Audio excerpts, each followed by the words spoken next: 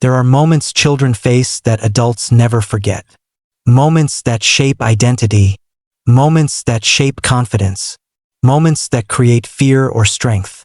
This is the story of a little girl who was made to feel like her natural hair was something to be ashamed of, until the truth behind her hair changed everything. This is Maya's story.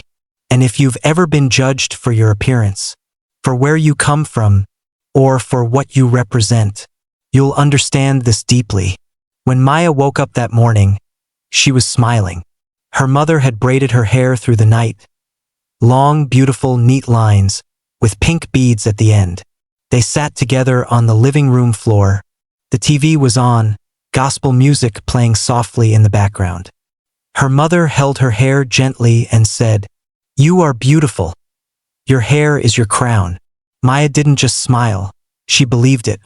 Her mother added coconut oil, brushed her edges, placed small clips shaped like butterflies. She stood up, looked at herself in the mirror, and whispered, "I look pretty." That morning breakfast tasted different. Her step was lighter. Her confidence was stronger. Little did she know, before the day would end, someone would try to destroy everything that moment meant. The schoolyard was noisy like always, kids running, kids laughing, teachers trying to maintain peace. Maya walked toward her class. Some kids stared. The braids were longer now. The beads clicked softly as she walked. One girl, Emily, saw her and stopped talking mid-sentence. Emily didn't smile. She didn't say hello. Instead, she whispered to another girl, "Why is her hair so big?" The other girl laughed. Someone else said, "Look, she has wires hanging." It wasn't loud, but Maya heard enough. Her hands slowly touched her braids. Her heartbeat didn't feel normal anymore. She walked into class slower. She didn't talk. She didn't want people looking at her. But the worst was still coming. After recess, everyone lined up. The teacher walked in, a substitute teacher, not the usual one. She noticed Maya's hair first, and she said something that would affect the entire class. "Your hair is too much. It's distracting. Can you keep it away?" The whole class turned to look. Some laughed. Some repeated the word, "distracting." That moment changed Maya. She couldn't even lift her head. Her confidence melted like ice left in the sun. She tied her hair behind her ears. She tried to hide it behind her back. But hair doesn't disappear. It was visible, and so was her pain. The substitute teacher continued teaching like nothing happened. But Maya wasn't learning. She was just counting the minutes until school ended. When the bell rang, Maya walked quickly toward the gate. Kids were still laughing. Someone tugged one braid. "Why does it look like ropes?" Someone else said, "My mom would never let me come to school like that." She didn't answer. She walked. Her mother was waiting at the gate with a plastic bag of snacks, excited to hug her daughter. But when Maya saw her, she forced a smile and hugged from the side. Her mother pressed her shoulder gently. "How was school?" Maya whispered, "Fine." Her mother saw something different in her eyes, but she didn't push. They walked quietly home. Days passed. Maya avoided mirrors. She didn't want beads. She didn't want oil. She asked her mother, "Can I wear my hair straight? I don't want braids again." Her mother froze. This wasn't about hair. This was identity. This was culture. This was heritage. So her mother didn't react with anger. She reacted with truth. She walked into her bedroom, opened an old wooden box, pulled out a set of pictures.